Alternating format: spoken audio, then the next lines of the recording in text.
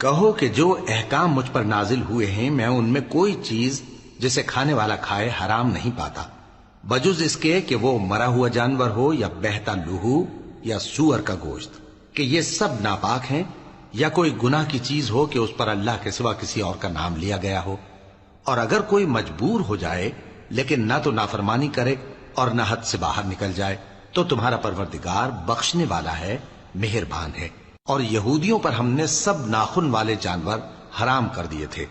اور گایوں اور بھیڑ بکریوں سے ان کی چربی ان پر حرام کر دی تھی، سوائے اس کے جو ان کی پیٹھ پر لگی ہو یا آنتوں میں لگی ہو یا ہڈی سے ملی ہو۔ یہ سزا ہم نے ان کو ان کی شرارت کے سبب دی تھی، اور ہم یقیناً سچ کہنے والے ہیں۔ اب اگر یہ لوگ تمہاری تکذیب کریں تو اے پیغمبر کہہ دو تمہارا پروردگار بڑی رحمت والا ہے، اور اس کا عذاب بھی گناہگار لوگوں سے نہیں ٹلے گا۔